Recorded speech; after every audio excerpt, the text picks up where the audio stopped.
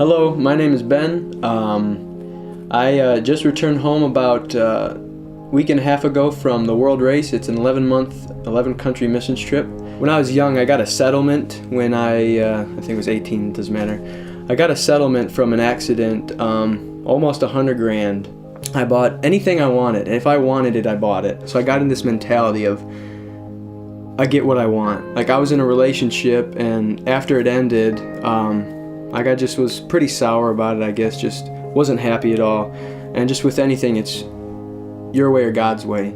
So I chose Ben's way. I chose the way I wanted to go. I chose the way my flesh wanted to go. The mentality I had with money, I had that with girls. Like, if I liked her, if I wanted her, like, it was stupid. Like, if I liked her, if I wanted her, I just felt like I can have her. So I just played games with these girls, and I really started to hate myself. I started to just hate who I'd become, like, with my spending habits, and like, who am I to just like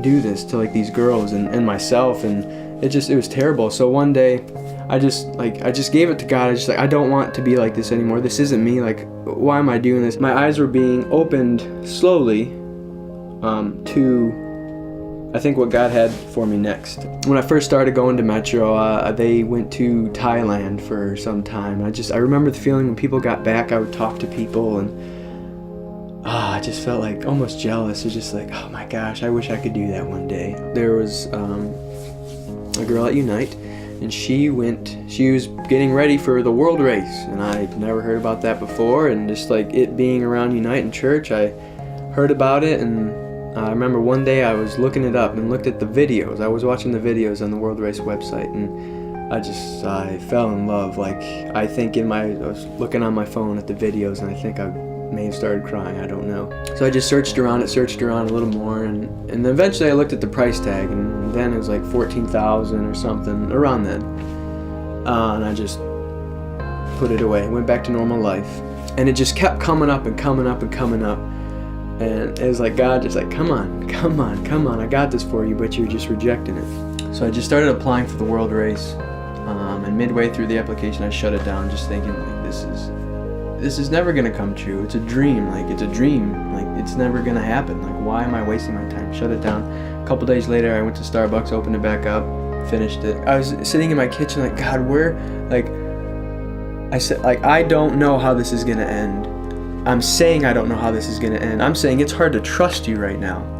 But I'm like pretty much declaring over myself that it's going to happen. Like, I feel this. I know this is right. I don't get it.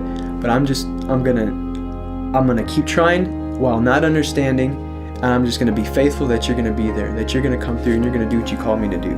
Before training camp, like, oh, I would never sell my car. Like, that's my baby. I'm going to drive that when I get back. It's a nice car. And at training camp, God was just like, sell your car.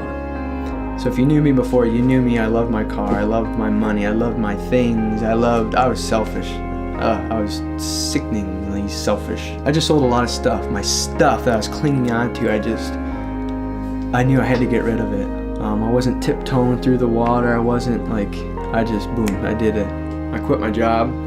So really, I left with like nothing. I didn't come home to anything. I came home, no car, I don't have a job, I don't have a phone, I live with my parents. Living through this, not knowing what's happening next, but knowing that it's in Christ. And being angry, being sad, being depressed, being excited, being whatever, like that, I was so alive. Like, I'm so alive, and I can't wait for what's next. Like, the World Race has pulled so many dreams, visions out of me. I don't know what's next. I have a couple ideas, but I don't know. I just know that I just have full trust in God and full just confidence that He knows what He's doing. So I'm living the only way that makes sense to me, and that might not make a lot of sense to a lot of people, but I know that God's going to be faithful and He's going to take care of me.